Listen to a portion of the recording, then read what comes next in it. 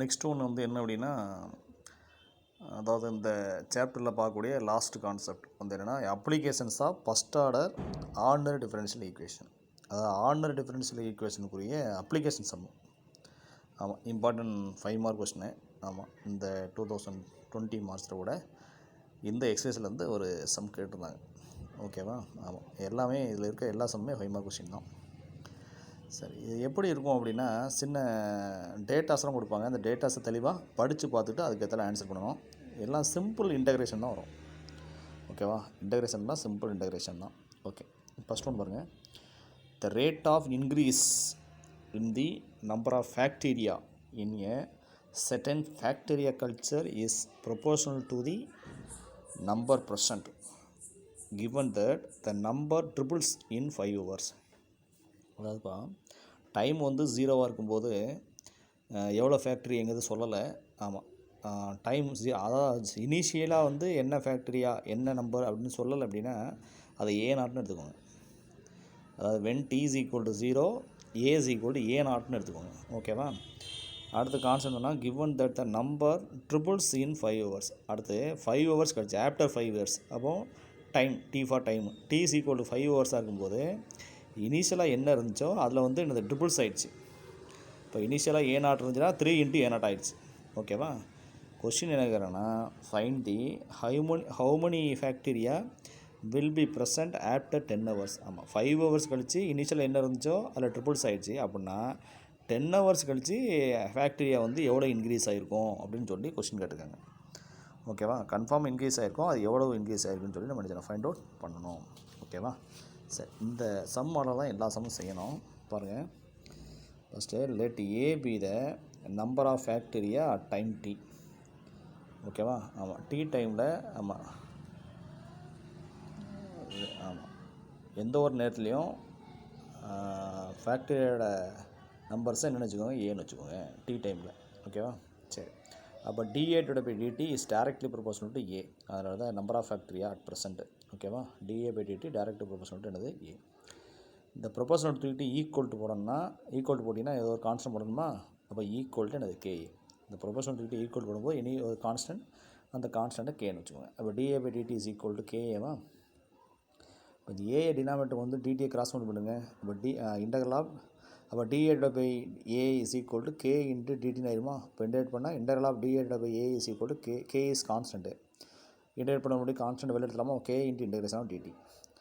அப்போ 1/a one by integration log ஏவா is equal to dt integration t. அப்போ கேடி.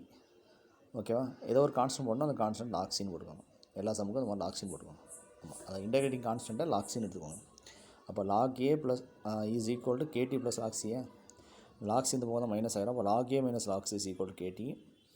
லாகிறவங்க வந்து மைனஸ் இருந்தால் டிவைடில் போனோம். அப்போ log A base is equal to k t. அப்போ லாக் ஆன்சர் பண்ணால் பேஸ் ஏ ஆயிரும். அப்போ A base is equal to e power கேடி.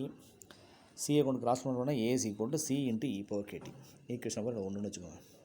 இப்போ சமுக்குவாங்க. இனிஷியலி அதாவது டைம் 0 இருக்கும் ஆரம்பத்தில். டைம் 0 அப்படின்னா இனிஷியலி ஆரம்பத்தில் ஏ இஸ் ஈக்குவல் டு எனது ஏ நாட். அதாவது number of bacteria is equal to எனது ஏ நாட். அதாவது எந்த அமௌண்ட் இனிஷியல் அமௌண்ட் கொடுக்குறேன்னா ஏ நாட்னு எடுத்துக்கோங்க. அப்போ ஈக்குவேஷன் 1ல் ஏக்கு ஏ நாட்னு போடுங்க, டிக்கு 0 போடுங்க. அப்போ A naught is equal to C into கேக்கு 0 போட்டால் இ பவர் 0 ஆயிருமா? E power 0 answer 1. இப்போ C is equal to A நாட்னு ஆயிடுச்சா? இப்போ C is equal to A நாட்னு சொல்லி ஈக்குவேஷன் 1ல் சப்மிட் பண்ணால் ஈக்குவேஷன் 1 இப்படி மாறிடுமா? A is equal to A naught into e power கேட்டிங் மாறிடுமா?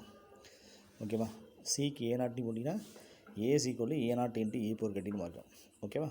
அடுத்தபடியாக டைம் வந்து 5 hours ஆஃப்டர் 5 years. அப்போ டைம் 5ஆக இருக்கும்பொழுது ஆமாம் நம்பர் ஆஃப் ஃபேக்டரியா இனிஷியலாக என்ன இருந்துச்சோ அதில் ட்ரிபிள்ஸ் ஆகிடுச்சா? இப்போ A is equal to 3 into ஏ நாட்டா? இப்போ ஈக்குவேஷன் 2ல் டிக்கு 5னும் ஏக்கு 3 இன்ட்டு ஏ நாட்னு போடலாமா? அப்போ 3 into A naught is equal to A naught into e power 5கேவா? ஏ நாட் கேன்சல் பண்ணால் e power 5k is equal 3ன்னு மாறிக்குமா? ஓகேவா? கொஸ்டின் என்ன கேட்குறாங்க? Find A T is equal to 10 hours. But after 10 hours 10 hours கழிச்சு number of bacteria என்னென்னு கேட்குறாங்க. அப்போது ஈக்குவேஷன் 2ல் டிக்கு என்ன போடுங்க? 10 போடுங்க. இப்போ A is equal to A naught into e power 10kவா? இ பவர் 10kவா இ பவர் 5k அதை ஹோல்ஸ் பண்ணிக்கலாமா? இ பவர் 5kவா? E power 5k is equal 3ன்னு தெரியுமா? அப்போ இது 3 போட்டால் 3 ஸ்கொயர் இன்ட்டு ஏ நாட்டா? 3 ஸ்கொயர்னா 9 அப்போ 9 இன்ட்டு ஏ நாட்டா அப்போ ஏ இஸ் ஈக்குவல் டு 9 இன்ட்டு ஏ நாட்டு ஓகேவா. So after 10 hours the number of bacteria as a time the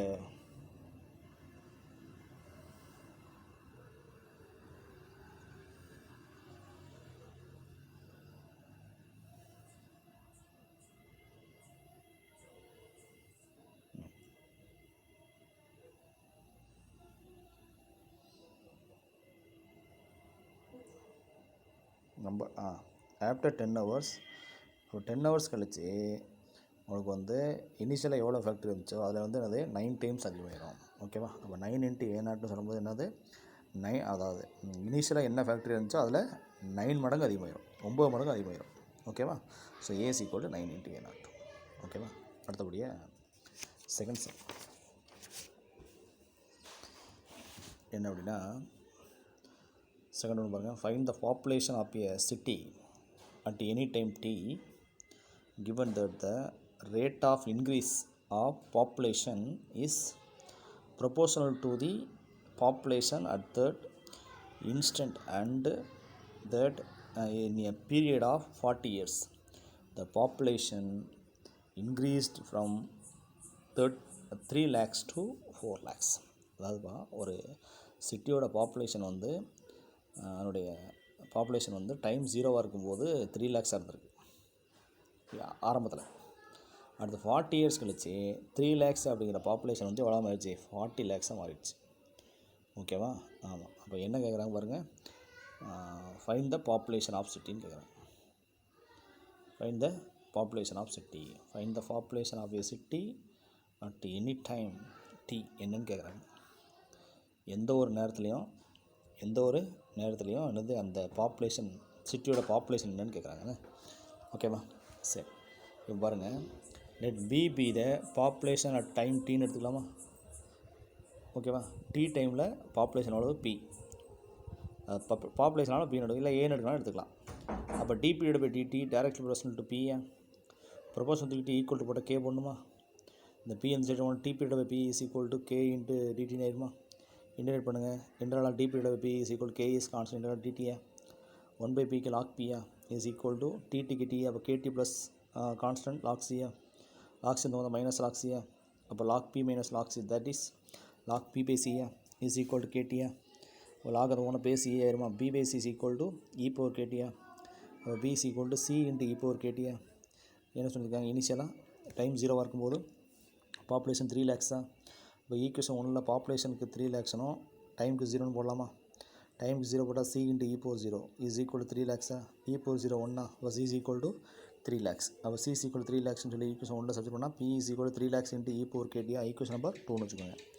அடுத்து ஆஃப்டர் 40 years அப்போ t is equal to 40 population 4 lakhs அப்போ ஈக்குவேஷன் 2ல் pக்கு 4 lakhsனும் is equal to 3 lakhs into e power tக்கு வந்து 40ன்னு போட்டால் 40k ஆயிருமா.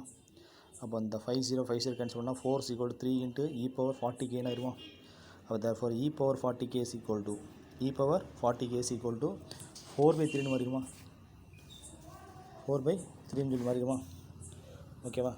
e power 40k e power k the whole power 40 இல்லாமா is equal to 4/3 இந்த 40 இதனுடைய பவர் வரும்போது 1/40 ஆயிருமா. அப்போ e power k வேல்யூ வந்து 4/3 the whole power 1/40 ஓகேவா. இந்த வேல்யூவை தூக்கி ஈக்குவேஷன் 2ல் செட் பண்ணுங்கள். e power kக்கு பதிலாக b is equal to 3 lakhs into e power k the whole power t அப்படிதானே. அதில் e power k வேணும்னா 4/3 the whole power 1/40 the whole power t இந்த t அதில் சப்ஸ்டிட் பண்ணால் என்ன வரும் t/40 ஆயிருமா. a power m the whole power n is equal to a power mn அப்போ 1/40 into d that is the t/40 p is equal to 3 lakhs into 4/3 into t divided by 40 ஓகேவா. அடுத்தபடியாக third one the equation of electromotive force for an electric circuit containing resistance and another self inductance E is equal to Ri plus L into di by dt ன்னு கொடுத்துருக்காங்கண்ணே. where E is the electromotive force given to the circuit, R be the resistance and L be the coefficient of induction கொடுத்துருக்காங்க. find the current I at time t when E is equal to E 0 இருக்கும்போது current I என்னன்னு கேட்டிருக்காங்க ஓகேவா. given என்ன L is equal to TI divided by dt plus RI is equal to EA. ஓகேவா? சரி, ஆமாம், ரெண்டு பக்கமும் எல்லாம் டிவைட் பண்ணுங்கள். அப்போ dI divided by dt plus R by L into I is equal to E by L. இது நல்லா பாருங்கள், this is linear in I. இங்கே I இருக்குது, இங்கே I இருக்குது. அது dy by dx இருக்கிற இடத்துல dI divided by dt இருக்குது. கரெக்டாக அங்கே வரும் R by L into I. அதாவது y இருக்கிறதுல I இருக்கா? அப்போ y இருந்தால் linear in y, I இருக்குது, linear in என்னது ஐயா. சரி, இதில் P is equal to I விட்டுருங்க, R by L. Right side உள்ள வந்து E by L. அப்போ P is equal to R by L, Q is equal to E by L. Integrating factor form என்ன? IF is equal to E power integral of B into dt. dxன்னு சொல்லணும், இங்கே x இருந்தால் இங்கே dt, t இருக்குனால dt.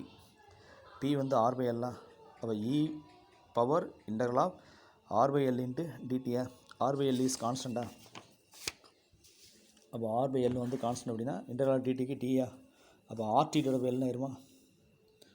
Integrating factor is equal to E power RT divided by L ஆயிருமா? Solution போட்டிருக்கோம். ஆமாம், I into EF, I into EF, Y into IF, Y போல் I into IF is equal to integral of Q into IF dt plus C. I into E power IF வந்து என்னது? E power RT divided by L is equal to integral of Q வந்து E by L, IF வந்து E power RT divided by L in dt plus C. E by L வெளில எடுத்துக்கோங்க, constant. E power RT divided by L in dt. E power RT divided by Lக்கு integration வந்து E power RT divided by L divide by, ஆமாம், இதை டீயை பொறுத்து பண்ணனால divide by என்னது? R by L. E power RT divided by Lக்கு E power RT divided by Lக்கு RT divided by L, RT divided by Lக்கு R by L. ஏன்னா டீயை பொறுத்து பண்ணும்போது R by L.